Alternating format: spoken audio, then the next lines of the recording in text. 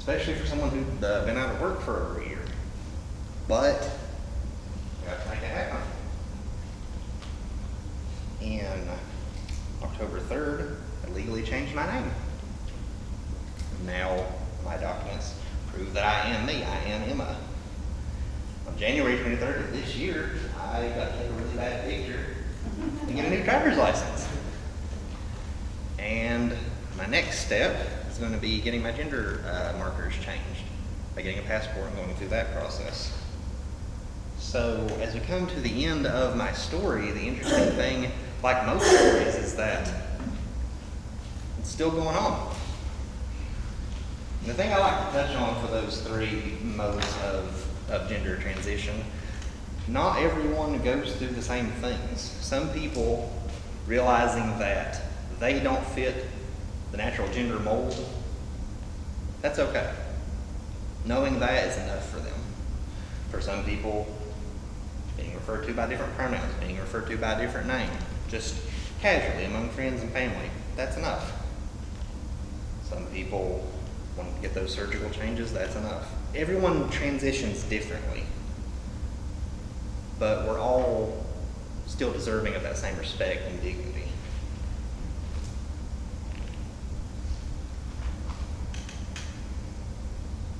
So that's the thing with my story. It's just my story. It's not everyone's story. So I encourage you today, if what I've said meant anything to you, do some research. Find out about things that are going on in the community and the world around us. Get involved. Look into organizations. Human Rights Campaign is the largest civil rights organization for the LGBT community in the United States. The ACLU works in the court systems. They were instrumental in achieving marriage equality in our country. And finally, we have a pride organization in Pikeville. I would have been so happy to have resources like that. Years ago, when I first started this journey, this weird experience where I was figuring myself out and I didn't have anyone to turn to. And now people have that here, in my home, in Pike County, where I grew up and I was scared to transition, scared to come out. We have resources. We have our second annual Pride event. The world's finally starting to open up and be okay with who we are. So I want to thank you all for listening to me today. I've provided some of my contact information. If you or anyone that you know going through any similar issues, please reach out to me. I would be more than happy to talk with you. I know what it's like to have to do this on your own, and it's not fun. So, with that, thank you.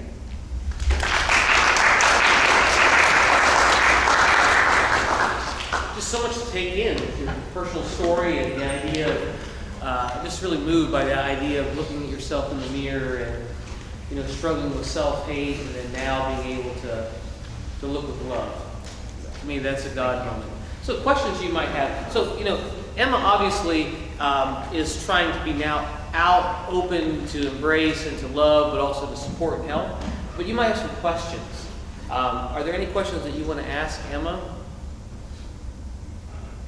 I'm an open book. I'll respond to anything. I saw you first. Okay. Yeah, I'm just kind of interested in the differences that you've experienced socially, like in living as a man and living as a woman. You experience things like sexism. I have a funny story about that actually. That just happened to me pretty recently. It was my first. My stove at home has been on the fritz for about a year now. Heating element had gone out. So I removed that, took it to repair shop. It's like, hey, I need this part, we paid for it. And the guy told me, he said, now, whoever's gonna install that for you, make sure they turn the breaker off so they don't electrocute themselves. I said, well, I'm the one that's gonna be installing it, so thanks for that. I came back out to the car with my mom and I said, well, I'm definitely a woman now. I got talked down to by a man. So I know. Not as much as I had expected I would, but certainly some of that, this idea that as a woman I am less capable or less competent, or even though I'm still the same person, I have the same skill set, I have the same knowledge and abilities that I had before transition. Yeah, I've definitely seen some of that. Does that answer your question? Great. And Yeah, because you had mentioned losing your job. Mhm.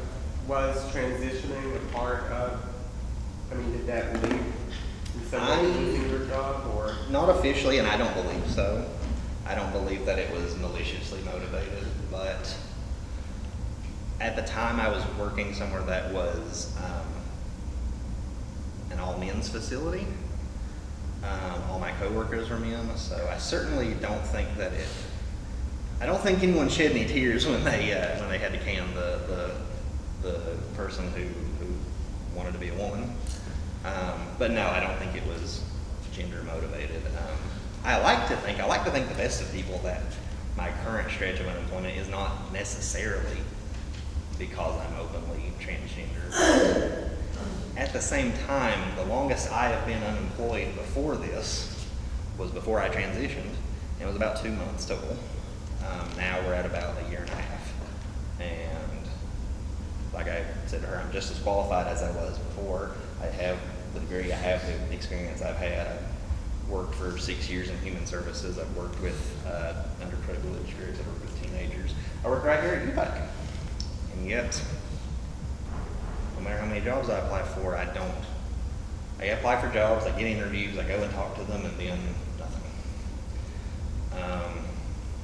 I'm fortunate in the trans community in that, as I'm told, by the most part, I pass, which means that most people would not look at me and assume that I was transgender.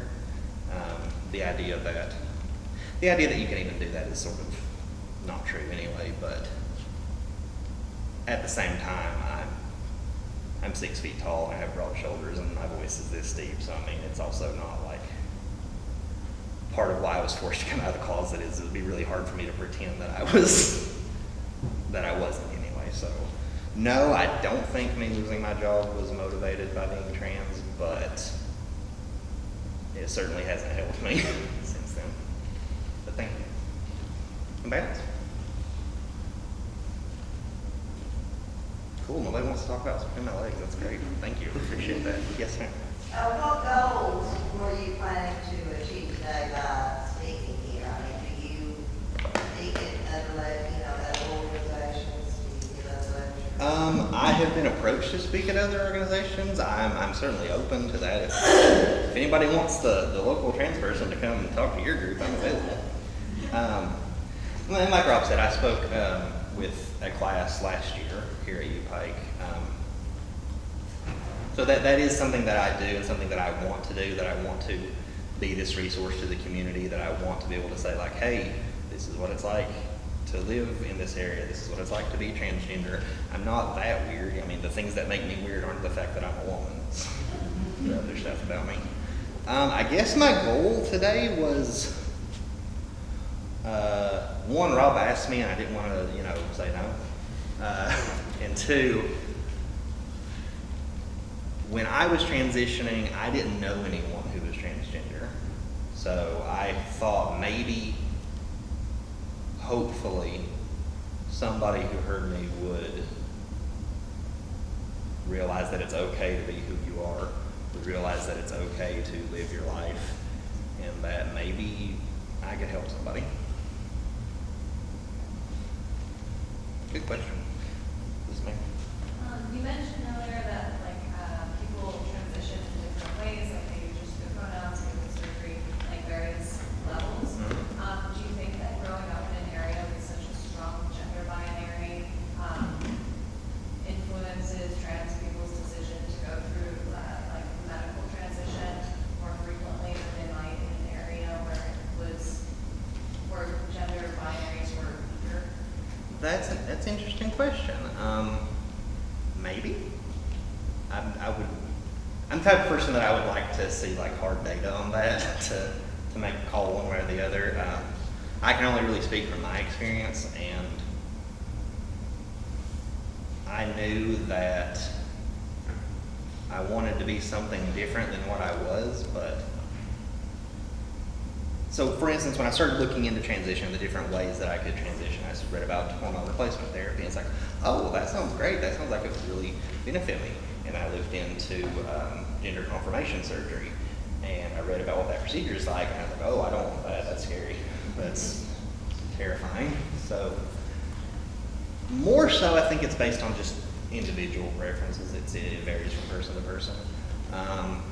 I would like to see some studies about that, or to look into that, or talk to other people that are transitioning in a rural or conservative or more traditional values area, we'll say. I don't know, but it does make a bit of sense. Maybe. Sorry, I know that doesn't actually answer your question, but in fairness, it's not one I could really answer, so. Anyone else? Well, I know you might have individual questions, and we'll let you come down and talk to Emma. Again, thank you so much for being here. And we're very proud that you're part of the Bear experience. Aw. So you're welcome back. Aw, thank you. Medical school. So anyways, Roll, I'm so fat, this will never fit.